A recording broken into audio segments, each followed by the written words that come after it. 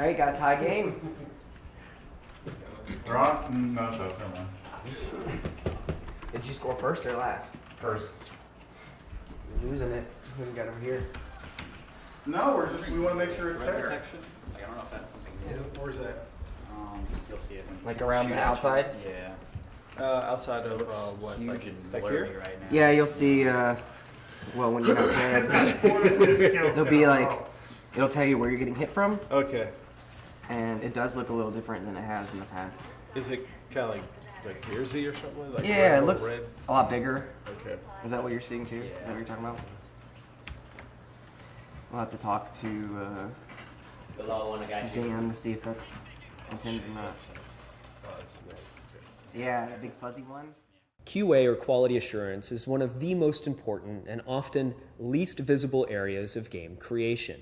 From seasoned veterans saying that it's the way to get into the industry, to those who are embedded in it on a daily basis who love what they do, it's equal parts allure and mystery. Some studios have a QA staff of hundreds, and others, like ours, has a small, dedicated team that must make sure that the game is firing on all cylinders and that the game is playable each and every day if possible. I often overhear QA talking about wall crawling sessions and other weird combinations of words I don't really understand, so I thought, why not make a video about it? So what really goes into quality assurance, and how exactly does QA work? Well, this is how we do QA at Boss Key.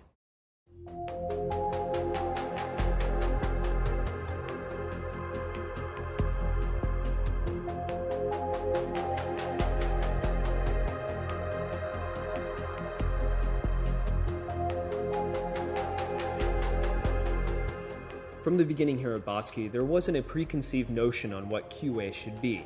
QA is as important a department as any other here at the studio. There were no rules about how QA could or couldn't interact with designers or developers or attend work functions or anything like that. Our QA works with everyone. So how do we break down this process? We can start with our QA lead, Aaron Jones.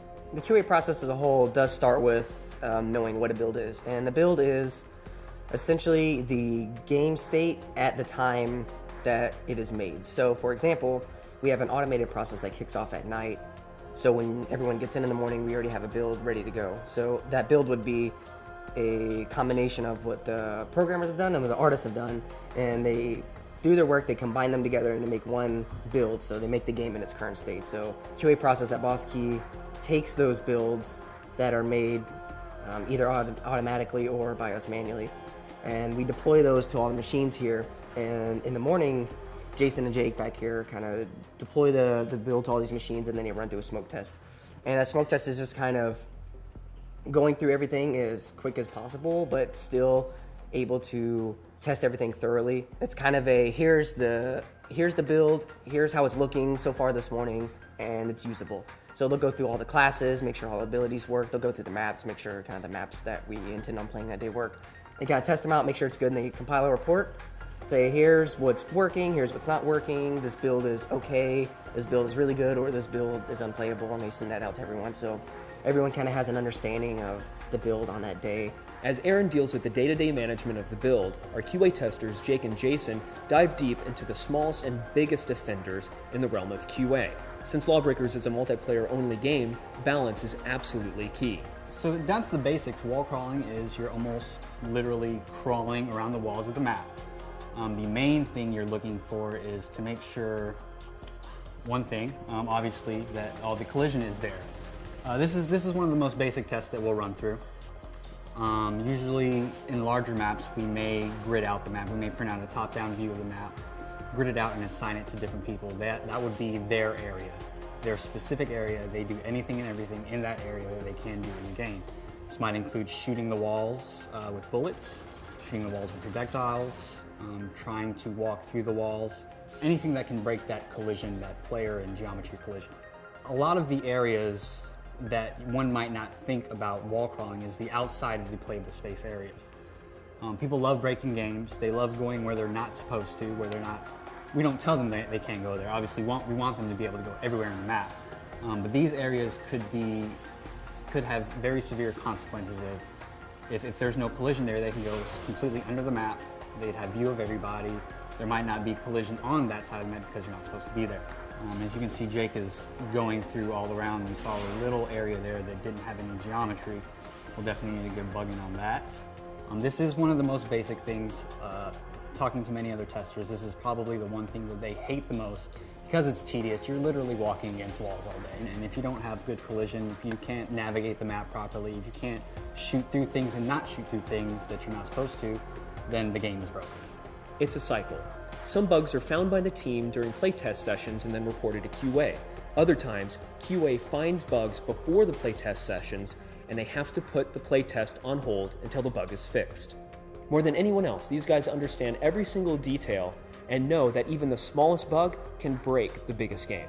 So a game-breaking bug, usually we find during our initial smoke test of the day. First thing we do is get a bug in, get all the valuable information. If it's crash, get logs of the crash running in debug. If it's a gameplay breaking issue, we'll get videos, we'll explain in the bug why it's a game breaker.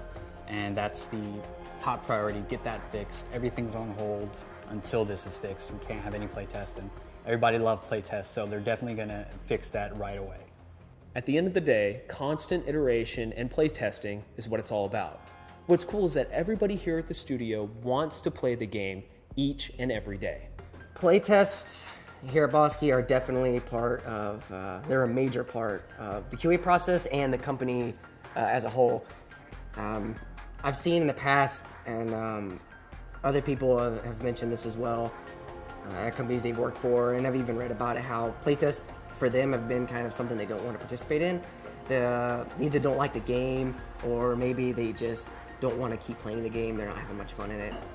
There's various reasons, too much work to do.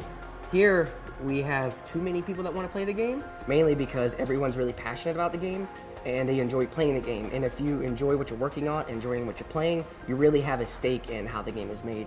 If you're kind of apathetic about how you're going to go about something, then you're really not going to put that into your game. So the fact that everyone here gets incredibly emotional, and there's some harsh words thrown around about how playtests end up, and smashing keyboards, like that's either really good or really bad. Hopefully it's really good. So far, so good. We love playing it. The road show that we've been on, everyone has enjoyed playing it. We brought people in who enjoyed playing it, so I think that's really going to work out for us. QA is different depending on where you are. From studio to studio, the minutia may vary, but at the end of the day, it's all about delivering an experience that is playable and balanced. Here at Bosky, we're all QA testers to some degree. If you missed the previous Dev Diaries, head over to our LawBreakers YouTube page to check them out. For news and updates, follow us at Bosky and at LawBreakers on Twitter. From everybody at the studio, thanks for watching.